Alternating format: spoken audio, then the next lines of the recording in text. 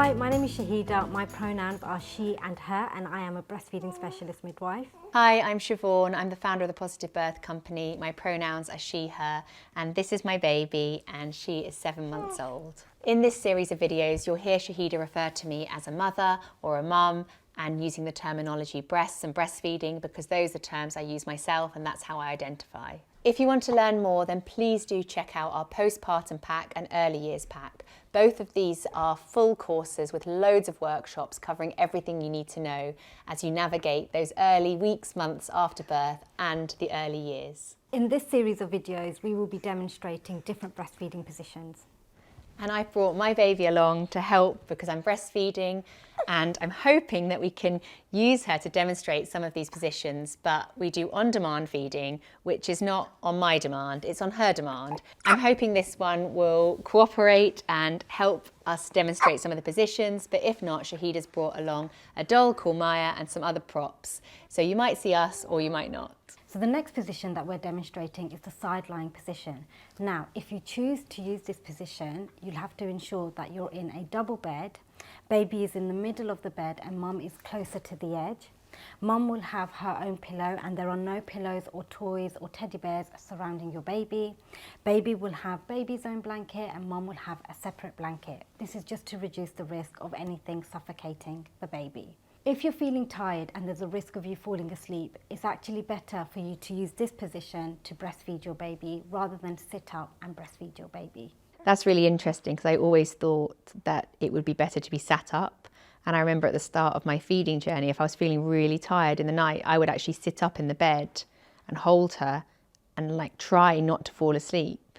But actually it would be safer to lie down with her in the bed with me. Yes, because it reduces the risk of baby suffocating. Wow. And I would literally try and wake myself up and sit up thinking that was better, but actually this is a better, safer position if feeling really tired. And less effort as well. Yeah.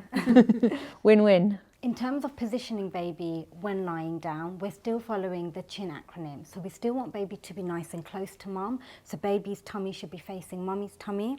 The head is still free, so it allows the baby to flex its head back to get a really good chunk of breast tissue in its mouth. But also, if there is any difficulty in breathing, the baby is able to flex its head back and free the nose.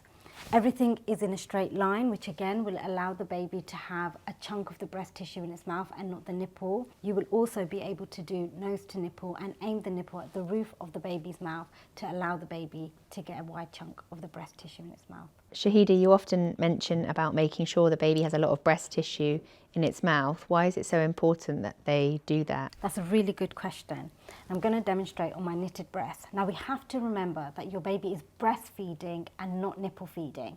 So when your baby's breastfeeding, their mouth has to be really wide to allow the baby to get all of this breast tissue in its mouth, because this is where your milk ducts are. So we need the baby to compress on the milk ducts to allow the baby to get enough breast milk.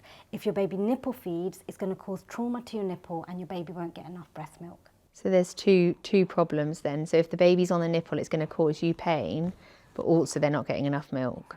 So really you want to get, when you say breast tissue like areola, you need to get all of that in the mouth. The only time that we would advise you not to use this position is if your baby is premature, small, if you or your partner are taking any drugs that will make you very, very sleepy, or if you're smoking or drinking. I hope you found this video useful. Please do check out the other videos in this series. If you want to learn more, then please do check out our postpartum pack and early years pack. Both of these are full courses with loads of workshops covering everything you need to know as you navigate those early weeks, months after birth and the early years.